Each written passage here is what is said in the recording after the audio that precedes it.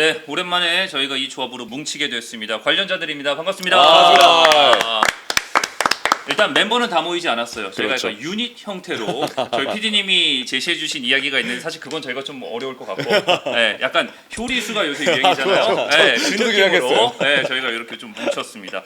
관련자들이 어쨌든 시즌이 끝난 이후에 사실 저희가 뭉쳐서 이야기할 시간들이 거의 없었어요. 각자가 너무 바빴죠. 맞아요. 네, 사실 이제, 아스날이 우승을 했는데도 우리가 막 이렇게 따로 축하를 나 해주거나 그러지 못했어. 안 불러주더라고요. 네. 저는 조금이라도 그냥 뭐 불러줄 줄 알았는데 그때 전화 통화하고 마무리를 해서 이게 이제 그 우승했으니 V양은 끝났다 이거죠. 뽑아먹고 막 뽑아먹고 이렇게 된다. 네, 다음 관련자들 어떻게 될지 보겠습니다.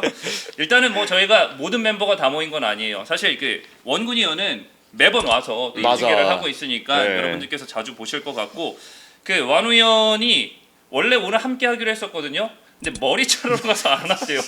미용실 가게 돼서 불참을 했다고 하더라고요. 최근에 이제 화면에 프리뷰 쇼를 하다 보니까 많이 잡히잖아요. 스스로 느낀 게 많았나 봐요. 얼마나 절실했으면 이번에 미용실을 꼭 가야 된다는 이야기를 했을까. 아니면 그런 것도 있잖아요. 약간 집에서 엄마가 보다가 전화 와가지고 너 머리 좀 좀 잘라야겠다. 잘라라. 뭐 그런 게 있기 때문에. 그럴 수 있죠. 아. 그럴 수 있죠. 근데 저는 궁금한 게 있어요. 왜 평소에 중계할 때 안경 안 쓰고 나 갑자기 이번 월드컵 들어가니까 안경 쓰고 하는 거예요? 그게 이제 보통 이제 쿠팡 같은 경우에는 네. 메이크업을 다 해주시잖아요. 네. 근데 저희는 새벽 타임은 메이크업이 없어요. 아, 이번에 K 같은 거. 그래가지고 이거를 이제 한번 안경을 벗고 왔다가 한번 난리가 났습니다. 왜요? 그러니까 제가 이제 메이크업을 막 이렇게 빡세게 할 줄 아는 스타일이 아니어서 대충 이제 뭐 선크림 정도만 바르고 했는데 새벽에 또 이 타이밍이 계속 이제 중계가 매일 있다 보니까 다크서클이 계속 내려오는 거예요.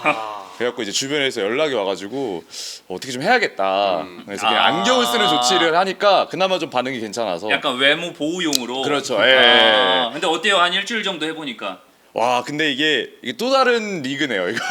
제가 볼 때 조금만 지나면 이제 안경 밑으로 다크서클이 들어와요. 네, 더 이상 내가 의미가 선글라스 껴야 될 것 같아. 선글라스 그거 괜찮네. 선글라스 껴야 될 것 같아. 그러니까요. 네. 그러니까 그 정도로 굉장히 타이트해서 사실은 이게 뭐 많은 걸 또 이야기하고 싶긴 한데 생각보다 준비할 시간도 타이트하고 또 전 경기 전 경기 다 봐야 되다 보니까 거의 잠을 많이 못 자는 것 같습니다. 네. 여기는 중계 때문에 바쁘고, 형철이는 거의 뭐 대한민국 행사는 본인이 다 하고 있는 것 그러니까 같은데 안 가는 데가 없어요. 오프라인은 다 누비고 다니는 것 같은데. 어딜 가든 제가 있는 걸 목표로 하고 있습니다. 야. 그래서 오늘도 이제 카스 뷰잉 파티를 강남에서 진행을 했고 조별리그 3경기는 다 맡게 됐거든요. 그래서 강남역 이제 11번 출구에 보면 카스 베이스 캠프가 이렇게 크게 있거든요.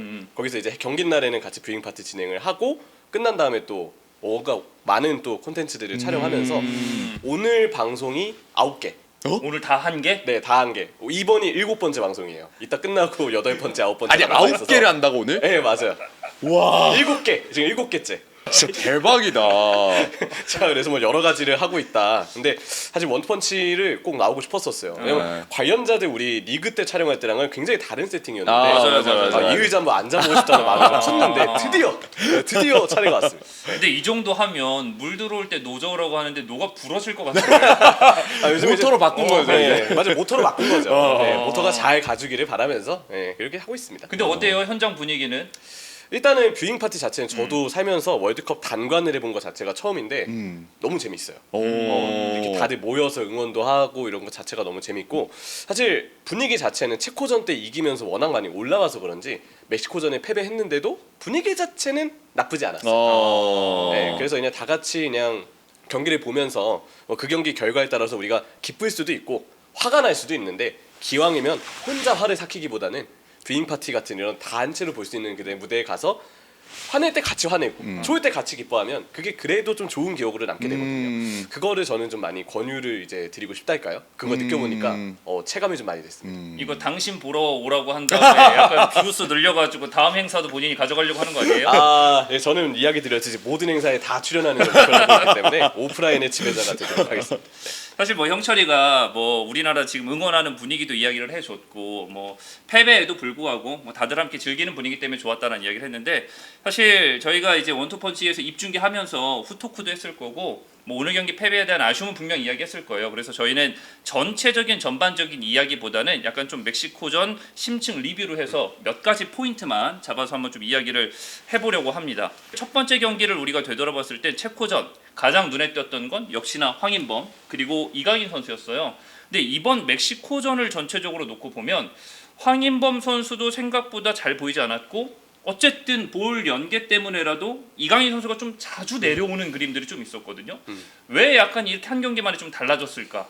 이게 좀 궁금하기는 해요. 체코와 멕시코의 차이를 생각해 보면 결국 수비할 때 공간을 열어두는 팀과 공간을 최대한 좁혔던 팀, 이 차이가 되게 컸다라고 생각을 하거든요. 멕시코의 경우는 아무래도 체코보다도 팀 자체가 원래도 기동성이 더 있는 팀이기도 한데 아마 우리와 체코의 경기를 많이 분석을 했을 겁니다. 또 아기레 감독의 스타일은 분명 어떤 경기 전 준비, 치밀함에 있어서는 꽤 준비를 많이 해오는 감독이기 때문에 좁은 간격을 형성했고 그래서 우리 선수들이 시작하고 저는 중반 내지는 중반에서 중후반 정도 될 때까지는 공간을 찾고 움직임을 가져가는데 굉장히 애를 많이 먹었다고 생각을 했어요. 중계화면 보면은 이제 저희 이제 뷰잉 파티 현장에서는 그때 빵 터졌었는데 이기혁 선수가 이렇게 하면서 줄 데가 없어. 정확한 발음이 전달이 됐어. 소리가 들리지 않았는데도 모두가 그걸 딱 전에 알았기 때문에 이해를 했기 때문에 그때 빵 터졌었거든요. 근데 저는 그게 시사하는 바가 있었다 생각해요. 줄 데가 실제로 없었고 그만큼 움직임이 우리가 공간이 없는 상황에서 잘 나오지 않았고 그러다 보니까 볼을 가진 선수가 패스를 정말 줄 곳이 없으니까 아마 그 부분에서 우리가 전반 공격이 좀 잘 안 풀렸던 이유를 좀 꼽아볼 수 있지 않을까 싶더라고요. 우원 해설도 비슷하게 좀 느끼나요? 네. 근데 저 같은 경우 이제 저랑 영훈이 형이랑 이제 지난주에 프리뷰를 찍었어요.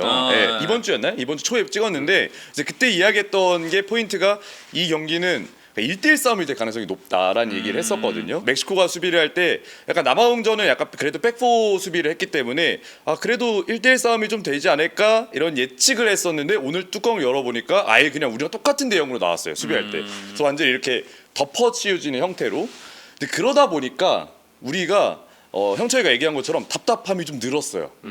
오히려 저는 이제 그게 분수령이 좀 될 수 있다고 생각했거든요. 그거를 잘 푼다면 실제로 이제 우리 같은 경우에는 뭐 관련자들을 하지만 기본적인 베이스는 유럽 축구의 시선으로 축구를 보고 있기 때문에 그런 형태에서 우리가 푸는 것들을 이제 경우를 많이 봤잖아요. 그래서 그런 경우 수가 좀 나오면 우리가 확실히 승산이 있겠다라고 생각을 했는데 혹시나 하는 그 약간 단점, 혹시나 이제 이렇게 묻혔을 때 우리가 확 죽을 수가 있으니까.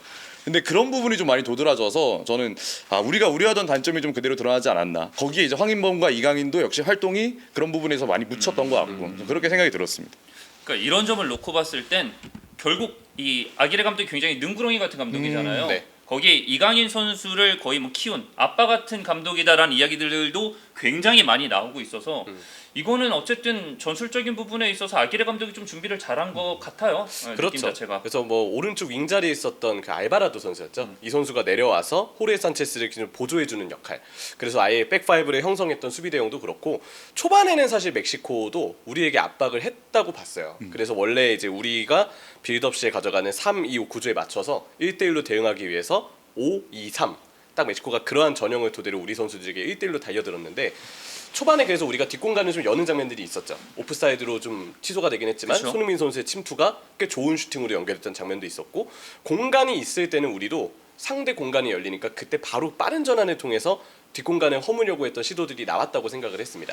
이기혁 선수가 서령우에게 건네준 패스들도 있었고 이강인이 또 중심이 돼서 반대로 전환됐던 리듬도 있었죠. 근데 한 전반전 중반 제가 그냥 체감하기로는 하이드레이션 브레이크를 전후로 해서 멕시코가 아예 내려서더라고요.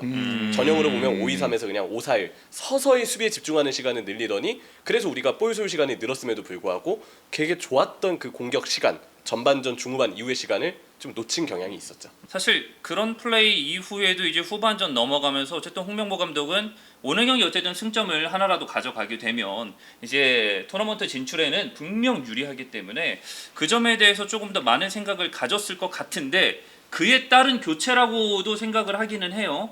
근데 어쨌든 홍명보 감독은 체코전에 과감히 손흥민 선수를 빼면서 이게 통했고 결국 체코전 역전승을 따냈고 그래서인지 이번에도 손흥민 선수를 뺐는데 사실 조금 일찍 뺀 것이 아니냐. 그리고 생각보다 전반에 뭐 형철이가 얘기했던 것처럼 위협적인 모습을 보여줬던 건 오히려 옵사이드이긴 했어도 손흥민이었었고 그리고 굳이 한편으로 이런 상황에서 손흥민을 꼭 빼야 될 필요가 있을까? 손흥민이 조금 더 멕시코의 수비진들을 어렵게 만들었는데 손흥민이 빠진 이후부터 멕시코가 오히려 우리나라를 더 압박하지 않았냐라는 이야기들이 들려요. 그렇죠. 이 부분에 대해서는 두 해설위원은 좀 어떻게 생각하는지 궁금하거든요. 저도 이제 손흥민 선수 딱 빠질 때 그냥 제가 혼자 집에서 보고 있었는데 혼자 뱉은 말로 너무 일찍 빼는데라는 생각이 확 들었거든요. 뭐 실제로 손흥민 선수가 뭐 슈팅 타이밍 한 번 있었는데 그걸 이제 슈팅하지 못한 게 뭐 혹자 팬들은 너무 아쉽다라고 이야기할 수 있지만 사실 손흥민의 영향력을 이제 오늘 좀 볼 수 있었던 것 같아요. 예, 실제로 이제 우리가 체코전에 득점을 할 때도 황인범의 득점에 관여가 됐던 건 결국에는 보이지 않은 손흥민이 있었고 거기서 이제 사이 공간이 벌어졌던 걸 알고 있기 때문에 홍명보 감독 제가 느끼는 건데 A 매치를 쭉 보면 우리 팀이 나아지는 걸 전 느껴지는데요. 네. 그게 약간 학습형 감독의 느낌이 좀 들어요. 그러니까 이전 했던 거에 조금 보완이 되고 그 다음에 이거 했을 때 괜찮은 건 한 번 더 시도를 하고 약간 이런 형태로 계속 이제 발전을 좀 하고 있는 느낌이거든요. 근데 이게 학습을 사실 1년을 했잖아요. 그렇죠. 그 1년 동안 3백을 열심히 주구장창하면서 그때는 그러니까 되게 더뎠어요. 네. 맞아요. 그리고 사실 체코전에 빵 해준 거 터진 아니에요? 거죠. 예. 근데 이제 체코전에 그 이제 손흥민 선수에 대한 교체에 대한 학습이 네. 저는 이번에 좀 이게 발휘가 이게 좀 나온 게 아닌가? 이런 생각이 좀 들어가지고 이게 조금 다른 판단을 하면 어땠을까? 지금 분명 아까 잠깐 얘기했지만 멕시코 입장에서는 전반전에 라인을 올렸다가 사실 고생을 굉장히 많이 했거든요. 중후반 때. 결국에는 본인들 전반전에는 우리 때문에 멕시코가 내려앉은 느낌인데 이제는 약간 후반전에 어떤 느낌이었냐면 손흥민 선수 교체되면서 그냥 너무 편해졌어요. 걔네 입장에서는. 예, 물론 오영규가 있지만 오영규가 손흥민만큼의 영향력은 그들 스스로 판단을 했겠죠. 이 정도까지는 아닌다고 생각했기 때문에 확실히 그런 부분에서 영향이 확 떨어진 느낌은 전 충분히 받았던 것 같습니다. 그 학습형 감독이라고 하시니까 우리 관련자들 리그 때 보면 초반에 장재현 의원님이 나오셔가지고 마레스카에게 학습형 감독이라고 말씀하셨던 게 생각이 나거든요. 맞아. 우리 여기 있으니까 우리 관련자 저는 되게 그 인연이 너무 재밌었어요. 재밌었죠. 그런 생각들이 나는데 학습형 하는 순간 갑자기 지현 형님 얼굴이 이렇게 팍 떠올랐어요. 그랬었고 제가 그 첫 번째 교체 그러니까 57분이었거든요. 맞아. 이재성, 손흥민 대신에 황희찬, 오영규가 들어갔죠. 그 교체를 보면서 일단 들었던 생각은 손흥민을 빼는 선택을 한 경기는 그럴 수 있다 쳐도 두 경기 연속으로 그것도 경기 중에 빼는 선택을 지고 있는 상황이나 비기고 있는 상황에서 하는 건 어느 감독에게나 있을 법한 일은 아닌데 쉬운 선택이 아니죠. 정말 쉬운 선택이 아닌 어려운 선택을 했다라는 생각이 들었고 이게 또 체코전에 이어서 또 한 번의 같은 형태의 교체다 보니까 왠지 이 교체는 조금 체코전을 의식한 걸까라는 생각도 들었어요. 물론 이유는 명확하게 알 수 없죠. 왜냐하면 우리는 내부 사람이 아니니까 교체에 대해서는 추측을 할 수밖에 없는데 일단 그런 생각이 먼저 들었고 제가 근데 그 첫 번째 교체를 보면서 어떤 이유로든 가장 좀 의아했던 부분은 오현규와 손흥민을 공존할 방안을 왜 구상하지 않았을까요? 이번 월드컵 두 경기를 봤을 때 아직까지 오현규와 손흥민이 같이 뛴 적은 없거든요. 그렇죠. 근데 우리가 사실 손흥민 선수를 최전방에서 쓰는 팀 뭐 그림이 나올 때마다 특히 LAFC도 사실 그런 이야기를 많이 하는데 확고한 9번 공격수가 있어서 이 선에 쳐져 있는 손흥민 선수가 되려 앞을 바라보는 상황이 많아지면 조금 더 득점력이 살아나지 않겠느냐. 지금 LAFC에서도 손흥민을 그냥 최전방 톱으로 쓰는 경우들이 있는데 물론 공미로도 많이 쓰고 있지만 최전방에 섰을 때 골문 쪽을 바라보면서 설 수 있는 상황들이 정말 쉽게 나오지가 않아요. 특히 멕시코처럼 우리에게 좀 수비 숫자를 많이 둔 팀이면 최전방에 서는 선수는 비교적 등지거나 측면으로 빠져있는 상황에서 꼭 공을 잡아야 되기 때문에 우리가 손흥민에게 기대하는 마무리를 이렇게 뭔가 바라보기에는 쉽지가 않을 수밖에 없죠. 체코전은 그래도 좀 이해가 됐던 게 체코전은 75분쯤인가 그랬어요. 이재성도 그 시간대 같이 나왔죠. 두 선수 92년생이잖아요. 고지대 원정이고 아무래도 우리가 이제 75분쯤 되면은 나이가 좀 있는 선수들 입장에서는 체력이 떨어질 수 있기 때문에 그 시간대 교체를 해준 건 저는 나쁜 선택은 아니었다 봅니다. 혹시 뭐 오영규 선수가 골을 못 넣었다 하더라도 괜찮은 선택이었을 거라고 봤을 것 같아요. 그리고 아무래도 이제 그 75분쯤 그리고 체코전의 손흥민 선수의 폼과 멕시코전의 손흥민 선수의 폼은 좀 달랐다고 보거든요. 체코전은 결정력도 그렇고 전체적으로 몸놀림이 좀 무거워 보였다면 저는 이번 멕시코전에 손흥민 선수가 꽤 해준 역할이 많았다라고 봤어요. 그 슈팅을 좀 때리지 못했던 장면 때도 그건 아쉬웠지만 수비가 손흥민한테 3명, 4명 달라붙거든요. 맞아. 손흥민은 우리 대표팀한테 그 정도의 존재감은 항상 상대에게 줄 수 있는 선수예요. 변칙을 일으킬 수 있고 손흥민이 그라운드에 있는 것만으로 상대가 당연히 쏜 쪽으로 시선이 갈 수밖에 없거든요. 그러면 다른 선수들에게 우리가 공간을 만들어줄 수 있는데 에이스를 빼는 선택을 너무 일찍 하지 않았을까 차라리 오영규와 같이 뛰게 했다면 낫지 않았을까라는 생각이 좀 들더라고요. 아까 이야기한 것처럼 학습형 감독이기 때문에 다음 남아공전은 또 달라질 수 있어요. 선발 라인업 구성도 네. 달라질 수 있고 뭐 교체를 가져가는 시스템과 교체를 하는 선수들도 달라질 수가 있는데 사실 저는 여러 가지 부분을 봤을 때 뭐 교체에 여러 가지 선택을 해서 홍명보 감독이 생각하고 있는 게 있으니까 그렇게 했겠죠. 근데 저는 아쉬운 건 막바지에 조규성까지 투입이 됐잖아요. 근데 저는 왜 한편으로는 굳이 끝까지 3백을 유지할 필요가 있었을까라는 생각은 저는 한편 했거든요.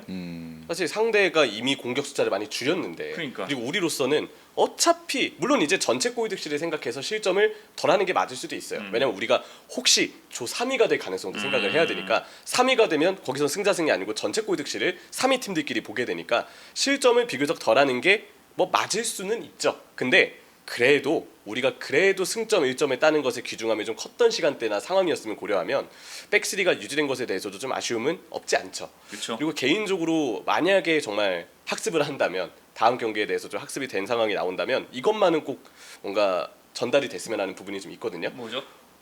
오연규가 들어오고 황희찬 선수가 같이 들어왔잖아요. 근데 우리가 기대했던 황희찬 선수의 어떤 터치가 대부분 측면 넓은 공간이나 박스 바깥에서 나왔었어요. 황희찬이 아래로 내려와서 볼을 받으려고 하고 측면 쪽 넓게 서서 측면에서 터치라인에 따라서 볼을 운반하려고 하는 상황들이 많았죠. 원래 그 손흥민 선수가 어쩌면 뛸 수 있고 혹은 이번에 황희찬 선수가 나왔던 그리고 원래 선발은 이재성 선수의 자리였던 그 왼쪽 섀도우 자리는 최전방 선수가 공간을 만들어줄 때 골문 쪽으로 파고들 수 있어야 돼요. 이재성 선수는 그 역할을 좀 그래도 비교적 많이 소화하려고 했는데 황희찬 선수가 들어왔을 때는 항상 좀 아래에 머무르다 보니까 오영규가 등지고 싸우고 수비를 끄는데 그쪽 공간을 파고들 왼쪽 섀도우 자원이 없었어요. 윙백의 서령호 선수가 그 역할을 하기에는 서령호 선수도 계속 터치라인 쪽에 좀 가깝게 있었고 침투가 빠르진 않았기 때문에 계속 오영규 선수가 만들어줄 수 있는 그 공간이 비어있는 거 왼쪽 하프 스페이스나 이런 박스 쪽 근처가 줄어든 게 우리가 지고 있는 상황이었는데도 그랬던 게 저는 너무 아쉽더라고요. 그래서 오영규 손흥민의 공존을 이제는 조금 고려해야 되지 않을까라는 생각이 좀 많이 들었습니다. 제가 처음에 JTBC에서 저희 중계 들어가기 전에 단체로 이제 홍보팀에서 인터뷰를 했습니다. 그때 이제 저한테 관전 포인트, 대한민국의 관전 포인트가 뭐냐라는 이야기를 했는데 손흥민 선수가 어시스트를 하고 오연규가 이제 득점을 하는 그림을 저는 그리고 있다. 그리고 그게 통할 것이다라고 이야기를 했는데 한 번도 같이 뛴 적이 없어요. 그래서 약간 나 때문인가 고민이다. 말을 좀 조심해야겠다라는 좀 생각이 들고 사실 뭐 저희가 여러 선수들 이야기했지만 지금 뭐 많은 팬들도 느끼는 건데 이 선수의 출전이 없어서 사실 가장 왜 안 쓰지라고 하는 생각하는 선수들이 있어요. 특히 옌스. 옌스는 어딜로도 뛸 수 있는 선수예요. 오른쪽 윙백, 왼쪽 윙백, 미드필더 다 뜁니다. 그리고 이 선수가 못하냐? 그것도 아니에요. 근데 왜 도대체 이렇게까지 안 쓸까요? 저는 그 솔직하게 이해가 안 됩니다만 그냥 제가 홍명보 감독의 마음을 이해해 보자면 퇴장 변수라는 키워드를 지우지 못한 것 같아요. 그냥 그 키워드가 너무 세게 남아 있다라는 생각이 좀 들어요. 왜냐하면 홍명보 감독은 그냥 그간의 행보를 보면 안정 추구가 그냥 1순위예요. 그러니까 수비에 백스리를 남겨두는 것도 그렇고 뭐 백스리 이야기를 잠깐 하지만 백스리를 계속 스토퍼들을 전진시키지 않는 것도 전 그 이유라고 보거든요. 혹시나 나갔을 때의 안정감이 무너질까봐, 밸런스가 무너질까. 뭐 이전에 저는 또 얘기해보자면 박용호 선수를 계속 포인트를 잡았던 것도 그런 이유고, 그러니까 이 감독님은 계속 그렇게 안정 추구를 하다가 그걸 기본 베이스로 만드는 스쿼드를 만드시는 분인 것 같아요. 그래서 서령우 선수를 선택하는 것도 저는 그 이유라고 보거든요. 전체적인 육각형 밸런스는 이태석, 옌스, 뭐 예를 들어 김문환 이런 선수들보다 그냥 가장 낮습니다. 객관적으로 보더라도.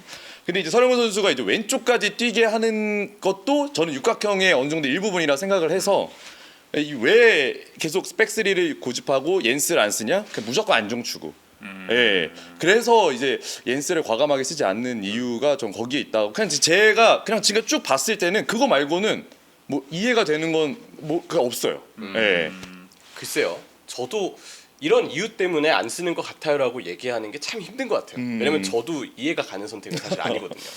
그나마 선발이 아닌 건 우리가 뭐 선수의 후연이나 몸 상태나 아니면 어떤 선수들끼리 어떤 케미스트리에 대해서 모든 걸 알 수는 없기 때문에 선발이 아닌 부분에 대해서는 그것까지 뭐라 하고 싶지는 않습니다. 개인적으로는 그래요. 그렇죠.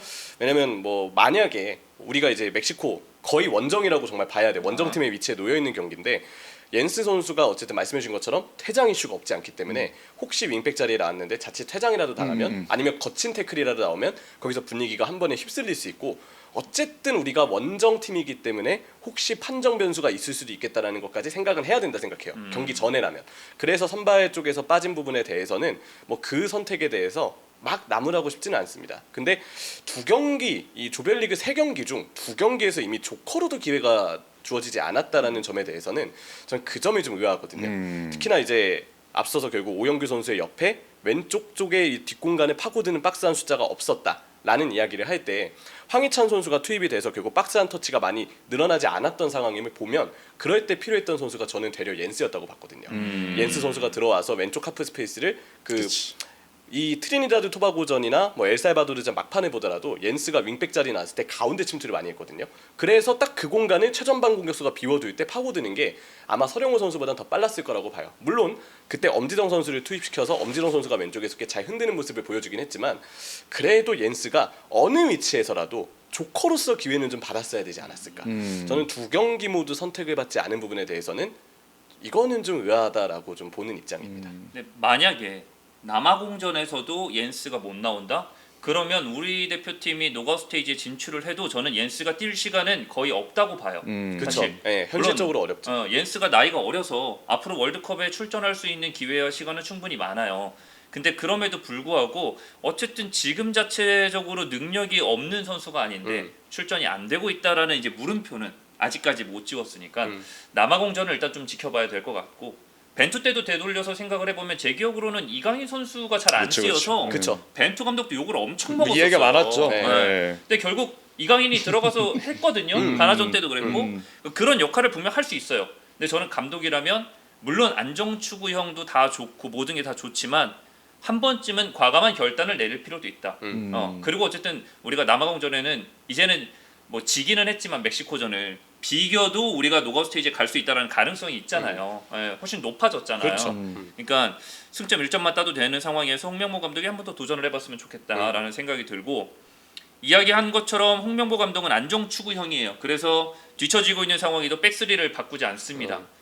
그 이유 때문인지 생각보다 김민재를 필두로 해서 이한범과 지금 현재 이기혁의 수비 라인이 물론 간혹 약간 흔들릴 때도 있긴 합니다만 생각보다 안정적이에요. 제가 볼 때 팬들이 생각했던 것보다 훨씬 기대 이상일 거예요. 특히 이기혁 선수는 사실 깜짝 발탁이었고 A매치 경험이 아직 풍부하지 않은 상황인데도 정말 잘해주고 있잖아요. 이 트리니다드 토바고전 때 나오기 전까지 이기혁 선수의 A매치가 한 경기가 유일했을 거예요. 그렇죠. 그리고 난 다음에 이제 두 번째 경기 출전이었는데 트리니다드 토바고전 때 너무 잘했고 엘살바도르전 때는 수비적으로 약간 불안 요소가 있긴 했지만 빌드업에서 이 선수가 얼마나 기여할 수 있는지는 여전히 드러났죠.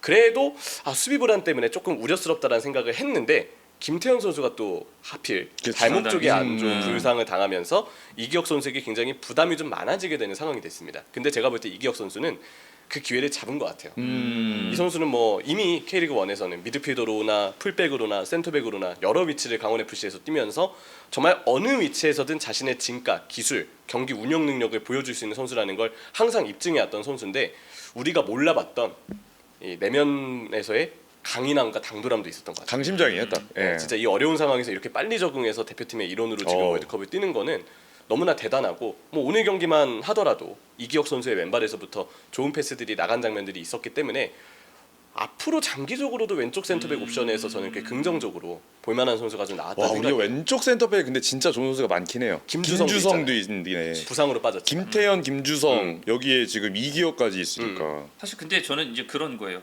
말해준 것처럼 수비가 안정적이야. 생각한 것보다 훨씬 잘해. 그리고 아쉬움도 적어. 근데 이게 자꾸 실점이 나오잖아요. 이러면 선수들 입장에서도 우리가 잘하는 거 아는데 실점이 연이어서 나오면 우리 이러다 또 실점하는 거 아니야라는 생각이 머릿속에 조금은 생길 것 같아요. 그렇죠. 네, 충분히 계속 그럴 것 같고 이게 이제 사실은 실점해도 체코전 좋았던 건 사실 그거였죠. 실점했는데 그러니까 우리가 공격으로 답을 찾을 수 있다는 거, 그치. 이길 수 있다는 거, 이런 이제 어떤 애티튜드나 마인드가 세팅이 되면 좋은데 이번 실점 사실 뭐 나올 수 있죠. 뭐 게임 하다 보면 축구하다 보면은 그쵸. 뭐 충분히 나올 수 아. 있는 장면이고 김승규를 전 탓할 수도 없을 것 같아요. 김승규 실책이 맞는데 저는 100% 김승규 선수 실책이라 생각하거든요. 물론 뭐 이기혁 선수가 그 순간에 피하지 못한 거 뭐 이런 뭐 여러 가지 이야기할 수 있지만 그건 골키퍼가 최후방이기 때문에 피할 수 없는데. 근데 이제 김승규 욕할 수는 없을 것 같아요. 김승규 아니었으면 오늘 1대0 아니고 더 3대0 될 아, 뻔했기 맞아요. 때문에 이게 네. 약간 근데 아스날 같아요. 마갈량이스랑 라야가 처음 이러거든. 맞네. 한 시즌에 한두 번씩은 꼭 이래. 예. 네. 그래서 이건 이제 불운한 건데 사실 축구에서 불운은 우리도 있지만 상대도 있거든요. 그쵸, 있죠. 예. 그래서 우리가 그걸 이제 살릴 수 있는 어떤 힘이 좀 있어야 되는데 저는 이제 개인적으로 그냥 느끼는 건데 저는 한계가 좀 보였어요. 그러니까 우리가 지금 월드컵은 축구는 우리가 할 수 있는 거 안에서 하는 거잖아요. 우리가 뭐 메시를 데려올 수 있는 것도 아니고 홍명보 감독님이 갑자기 뭐 안 쓰던 뭐 3-2빌더 뭐 여러 가지 막 만들 수 있는 게 아니잖아요. 우리가 해왔던 거를 근거로 봤을 때 우리가 할 수 있는 최대치가 여기인가? 라는 생각이 좀 들더라고요. 특히나 공격에서 신태용 감독님처럼 트릭 없어요? 트리 갑자기 3차전 4-4-2 4-4-2 과감하게. 조규성 오영규 투톱 네. 막 이런 거. 이제 그리고 우리는 야 이런 게 있지 않을까? 저런 게 있지 않을까? 막 이런 생각을 하지만 언제나 홍명보 감독님은 감독님의 그 길대로 그냥 선택을 하셨던 분이라서 그분은 제가 볼 때는 뭐 별다른 이제 변수는 없을 것 같고 근데 그 이제 실점하고 나서 그 이후 장면들을 볼 때 우리가 할 수 있는 한계가 여기까지인가? 이번에 준비했던 대회의 어떤 모든 재료가 다 여기까지인가? 그러면 여기서 우리나라는 끝이다. 정우원 대한민국 한계는 여기까지. 남아공전 패배. 네, 여기서만 얘기할 수 있는 겁니다. 예. 그냥 그런 생각이 개인적으로 좀 들었어요. 예. 왜냐면 형태가 변하지 않더라고. 스토퍼랑 윙백이랑 앞에 있는 이제 뭐 미드필더 그리고 그 위에 있는 이제 인사이드 포워드를 할 수 있는 위에 공격수 그 4명의 이 묶음이 제대로 형성이 안 돼요, 사실은. 그래서 뒤에 3명이 있는 게 안정감은 좋은데 우리도 뭐 백스리 경기를 저도 굉장히 많이 봤고 다른 팀들, 뭐 프로 팀들을 많이 봤지만 이 4명이 연결이 안 되면 사실 백스리는 진짜 게임하기 힘들거든요. 그러니까 서령우를 왼쪽에 둔 것도 저는 이거를 하기 위함의 어떤 가장 좋은 그림이긴 해요. 왜냐하면 이 선수가 오른발도 쓸 수 있고 왼발도 쓸 수 있기 때문에 왼쪽 갔을 때는. 근데 이제 그 측면에서의 선수들끼리 4명의 조합, 뭐 형철이도 자주 얘기하지만 선수들끼리 사각형을 만드는 그 구조가 안 나왔어요. 그러니까 뭐 정말 많이 안 나왔어요. 그래서 거기서 그냥 우리 여기 그냥 이 느낌 그냥 이렇게 가는 건가 그런 생각이 좀 들었습니다. 사실 뭐 아쉽죠. 근데 실점에 대해서는 그래도 너무 선수들이 신경 쓰지 않았으면 좋겠어요. 뭐 체코전의 실점도 뭐 사실 실점 장면 하나하나를 이렇게 열어서 보면 잘한 플레이는 아니죠. 그쵸. 결국 우리가 뭔가 부족함이 있었고 못한 부분이 있었기 때문에 실점이 나왔던 거긴 한데 근데 그 실점이 나온 것과 별개로 우리가 상대 팀들의 장점을 막기 위해서 준비했던 수비나 그런 형태들을 생각하면 저는 그래도 준비를 꽤 잘했다 생각하거든요. 수비에 있어서는 그래요. 멕시코전만 하더라도 멕시코 선수들의 어떤 키뉴니스의 전진을 이한범이 전진 수비로 아예 봉쇄를 했던 부분도 그렇고 또 멕시코가 이번 경기는 남아공전과 다르게 오른쪽 풀백 자리에 호레 산체스를 써서 호레 산체스가 이전에 선발로 나왔던 레예스보다 조금 더 공격적으로 올라오는 스타일의 시도를 많이 했거든요. 근데 그 부분도 서령호 선수가 그 알바라도 선수의 내려오는 움직임에 굳이 따라 나가지 않고 이거 따라 나갔으면 배우를 그대로 맞아요. 산체스에게 내줬을 텐데 자리를 지키고 이재성 선수가 좀 더 협력 수비를 하면서 알바라도도 맞고 호르헤 산체스도 막더라고요. 그리고 이런 부분들을 보면 우리가 멕시코 선수들과의 1대1 싸움에서도 우려를 했지만 원정이기 때문에 우려를 했지만 꽤 잘 버텼다라고 생각을 했어요. 실점은 실수해서 나왔기 때문에 좀 마음 아픈 일이긴 한데 그래도 우리가 나름 수비적으로 상대가 잘할 수 있는 플레이들을 좀 막아내면서 우리의 수비 형태를 그래도 잘 갖추지 않았나라는 생각을 했기 때문에 수비 자체는 긍정적으로 좀 보고 있고 남아공은 그래도 A조 팀들 중에 전력이 좀 약하다는 평가를 받고 있고 징계로 인한 결장자도 우리와의 경기 때 있기 때문에 그래도 우리가 이 집중력을 계속 잘 유지만 한다면 수비적으로는 괜찮지 않을까라는 생각을 개인적으로는 합니다. 근데 우원 의원이 이야기했던 한계에 대해서는 저는 다른 부분에서 한계를 좀 느끼고 있어요. 어떤 부분이요? 그러니까 우리가 이번 경기도 전반전 막판 되어서야 볼을 잡고 있는 것에 비해서 골이 계속 막 공격 시도가 없다가 전반 막판쯤 되어서야 이한범이 이제 백스리에서 좀 위로 올라오고 그러면서 김문환이 가운데로 좀 좁혀서 김문환이 안쪽을 침투하고 이강인이 아래로 내려와서 경기 플레이메이킹을 할 때 황인범이 이강인이 만들어준 빈 공간으로 뛰어들고 반대쪽에서 이제 손흥민이나 이재성 선수가 터치라인에 따라서 좀 측면으로 빠져서 볼을 잡을 때 서령우 선수가 침투하고 이런 이 선수들끼리의 어떤 움직임과 그림이 전반 막판쯤 되어서야 나왔거든요. 그리고 후반전도 교체를 이제 손흥민 선수, 이재성 선수를 빼면서 단행한 뒤로 계속 내용이 좀 가라앉아 있다가 마지막에 조규성 선수 들어오고 추가 시간 되면서부터야 조금씩 우리가 좀 기세가 올라오기 시작했어요. 이 홍명보를 저도 뭐 월드컵 뭐 친선 경기를 특히 그동안 이제 한 1년 정도 중계를 하면서 그리고 그 이전의 경기들을 좀 보면서 느꼈지만 우리가 기세를 타는 시간대가 있긴 있거든요.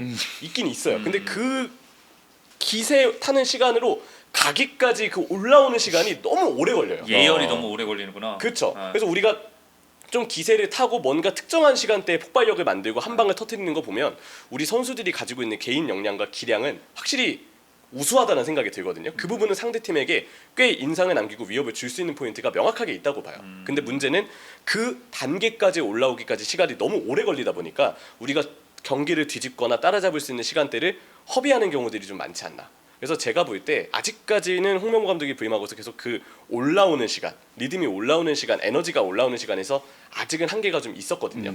이걸 그래도 3차전 남아공전 때 깬다면 그래도 월드컵 본선에서의 남은 일정들에 대해서는 좀 기대를 해볼 수 있겠지만 이걸 깨지 못하면 결국 지금의 팀의 한계가 이 부분에 있다라는 결론을 쓸 수밖에 없지 않을까라는 생각이 좀 들더라고요. 생각해보니까 우리 팀이 약간 저점이 높고 고점이 좀 낮은 느낌이 좀 있긴 해요. 저점이 여기 있고 고점이 여기 있는 거예요. 거의.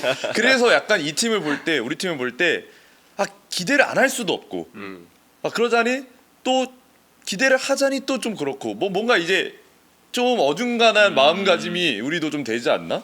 예. 뭐 대한민국 대표팀 경기를 한 1년 정도 지켜보신 분들은 아마 이미 체코전에 이게 무슨 일이지 했을 거예요. 네. 꽤 잘해서 네, 기대 이상이었어요. 기대 이상이었어. 사실 멕시코전에도 물론 보시는 분들에 따라서 관점은 다 다를 수 있습니다. 근데 생각보다 저는 진짜 너무 못했다 이 정도까지는 아니라고 봐요.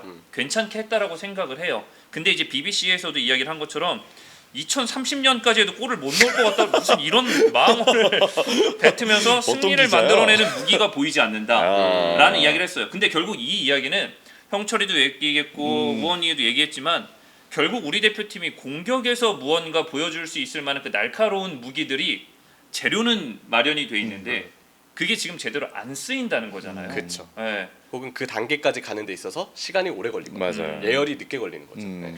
그러면 두 분은 남아공전에서 좀 공격적으로 어떤 식으로 좀 기용이 됐으면 좀 좋을 것 같아요?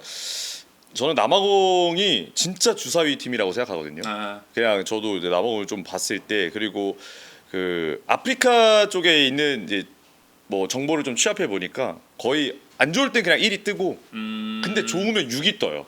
막 선수들이 분위기 타거나 이러면 정말 막 약간 춤추면서 진짜 축구하는 더블 나와가지고 시비 약간 타고 그런 어. 느낌. 예, 그래서 진짜 종잡을 수 없긴 한데 이거는 저는 이제 기세 싸움인 것 같아요. 여기는 예, 초반에 그냥 이제 눌러야 초반에 눌러서 우리가 한두 골 정도는 만들어야 좀 될 것 같은데 공격 배합 손흥민 톱을 전 또 쓸 것 같거든요. 저는 윙백은 오른쪽은 서령우 선수가 되는 게 맞는 것 같고 왼쪽은 아예 저는 처음부터 엄지성을 그냥 박았으면 좋겠어요. 아예 공격적으로? 아예 공격적. 그리고 만약에 엄지성 카드가 조금 약하면 옌스를 바로 투입시킬 수 있게 준비를 해놓고 뭐 이태석이나 뭐 다른 선수들이 있지만 지금은 그 타이밍은 좀 아니지 않나? 예. 저는 이 남아공전은 무조건 오영규, 손흥민이 이강인과 같이 나와야 돼요. 공존. 네, 그 공존이 손흥민 선수에게도 필요한 역할이고 오영규 선수에게도 필요한 역할이에요. 오영규 선수가 그냥 싸우면서 본인이 그냥 뚝딱하면서 골 넣는 게 아니거든요. 우리 오영규 선수가 싸워주고 그럴 때 주위 동료가 침투를 해줘야 그쪽으로 뒤늦게 수비가 붙으면서 결국은 오영규에게도 좋은 기회들이 생기는 건데 그런 시너지가 나오려면 이론적으로는 오영규, 손흥민, 이강인이 가장 맞지 않나라는 생각을 개인적으로 좀 합니다. 그리고 혹시 옌스를 왼쪽 윙백에 쓰지 않았던 이유가 왼쪽 섀도에 그동안 이재성 선수가 선발로 나왔잖아요. 네. 이재성 선수도 왼쪽 이 뒷공간, 그러니까 원톱 공격수가 만들어주는 왼쪽 뒷공간을 박스 안에서 침투하는 상황들이 좀 많았기 때문에 어쩌면 그래서 옌스가 아닌 조금 더 왼쪽은 이태석이라든지 서령우라든지 또 서령우 선수가 나와서 중앙 침투를 생각보다 멕시코전 때 많이 안 했어요. 터치라인 따라서 좀 맞아, 넓게 가져갔었죠. 혹시 이재성과의 어떤 조합을 그렇게 맞춰서 옌스가 역할이 안 맞아서 안 쓴 게 아닐까라는 생각까지 했거든요. 겹칠 수 있다 본 건가? 그래서 더더욱 이 왼쪽에서의 플레이가 조금 더 익숙한 손흥민 선수가 나오게 되면 옌스가 안으로 들어올 땐 손흥민 선수가 그런 부분에 대해서는 동료의 오프더블을 워낙 잘 파악하기 때문에 그럴 때는 손흥민 선수가 수비를 끌면서 터치라인으로 빠져주고 반대로 옌스가 또 터치라인 플레이를 아예 안 하는 건 아니거든요. 옌스가 또 터치라인에 있을 땐 자연스럽게 손흥민 선수가 가운데로 들어오면서 또 손흥민 선수가 오영규와 좀 시너지를 낼 수 있는 그런 그림들이 왼쪽에서 한번 나와줬으면 좋겠다. 그리고 남아공은 그래도 뭔가 사이즈에 대한 부담이 상대적으로 적으니까 맞아요. 뭐 롱볼에 대한 수비를 해야 된다면 그래도 우리가 3선에 백승호 선수, 황인범 선수 조합이 필요할 수 있지만 만약에 우리가 이재성을 꼭 쓰고 싶다. 근데 백스리를 아마 유지를 하겠죠. 백포는 쓰지 않을 것 같아요. 안 써, 절대 안 쓸 것 그러면 같아. 손흥민, 오형규, 이강인 그림이 나왔을 때 이재성 선수의 자리가 혹시 미드필더가 될 수도 있다. 황인범 선수의 파트너로. 왜냐면 엘살바도르전 때 그걸 실험을 했거든요. 물론 그 경기 때 그 두 명의 조합이 좀 밸런스적으로 불안함은 있었지만 그래도 잘 엘살바도르전 끝나고 한 1, 2주 정도의 시간, 한 2주, 3주 정도 시간이죠. 그 기간 동안 좀 보완이 됐기를 바라면서 이걸 선택하는 것도 방법이고 아니면 그래도 백승호 선수가 높이를 통해서 롱볼 수비를 해줄 수 있는 지금 미드필더에서 좀 확실한 자원으로 볼 수 있기 때문에 그럼 백승호, 황인범 조합으로 나서도 괜찮다. 근데 제발 윙백과 공격 조합만은 조금 변화가 있었으면 좋겠다라는 생각을 좀 합니다. 저는 남아공전을 이제 마지막으로 좀 정리를 하자면 긍정적인 부분이 있고 결국 변수가 있다고 생각을 해요. 긍정적인 부분은 아까도 이야기한 것처럼 비기기만 해도 됩니다. 맞아요. 우리나라는 무조건 노가웃 스테이지 올라가요. 그쵸. 그래서 이제 B조 2위랑 붙어요. 근데 2위가 될 확률이 높은 게 지금 현재 스위스예요. 경기력을 보면 캐나다가 훨씬 경기력이 더 나아서 그래서 이제 캐나다와 이제 스위스와 이제 경기를 펼칠 가능성이 이제 높아지는데 비기기만 해도 그래서 비기기만 해도 되기 때문에 안정형을 추구하는 홍명보 감독님께서는 큰 변화 없이 갈 확률이 높을 높죠. 것 같다. 네. 확률은 높아요. 라는 생각도 맞네. 저는 듭니다. 맞네요. 네. 굳이 무리할 필요 없거든요. 그럴 것 같아요. 근데 가장 안 좋은 시나리오 그리고 팬들이 가장 실망할 시나리오는 지켜야 된다는 생각에 남아공전마저도 신중하게 임하는 것. 그럴 것 같긴 하나 그럴 가능성이 다시 할게요. 그럴 가능성이 있긴 하나 그래도 조금 더 과감한 경기 운영을 팬분들은 바라시지 않을까. 그렇죠. 그리고 어차피 만약에 노가웃 스테이지 올라가면 스위스 같은 팀들 라인 올려요. 네. 예. 그럴 때는 손흥민 선수가 톱을 쓰든 뭐 왼쪽 섀도우를 쓰든 뭐 윙을 쓰든 분명 손흥민 선수의 역할을 더 보여줄 수 있는 기회들이 전부 다 많이 늘어날 거예요. 근데 그 전에 앞서서 실험해 볼 수 있는 마지막 타이밍이라고 저는 생각을 해요. 남아공전이. 예. 물론 모든 변수가 또 도살해서 어떤 결과가 나올지는 모르겠지만 저는 홍명보 감독님이 최대한 좋은 판단과 뭐 긍정적인 결단으로 인해서 남아공전에 조금 더 이제 기쁨을 안겨주고 노가웃 스테이지에 진출할 수 있으면 좋겠다라는 생각이 듭니다. 네. 뭐 어쨌든 저희가 멕시코전 심층 리뷰로 오늘 관련자들 네. 효리수로 모여봤는데 누가 효 아니 효 제일 잘 나가는 사람이 효지. 효리수로 할게요. 아유, 영광입니다. 네. 그래서 다음에 또 뭐 저희가 이 모임으로 뭐 이야기를 할지 또 다른 모임으로 이야기를 할지 모르겠지만 어쨌든 뭐 또 남아공전에서 네. 심층 리뷰를 하게 되면 그때는 또 밝은 얼굴로 네. 네, 좋은 이야기 나누면서 32강에 대해서 한번 저희끼리 또 이야기해보는 시간을 가지면 좋을 것 같습니다. 네. 예, 관련자들 유닛은 오늘 여기서 마무리하도록 하겠습니다. 감사합니다. 감사합니다.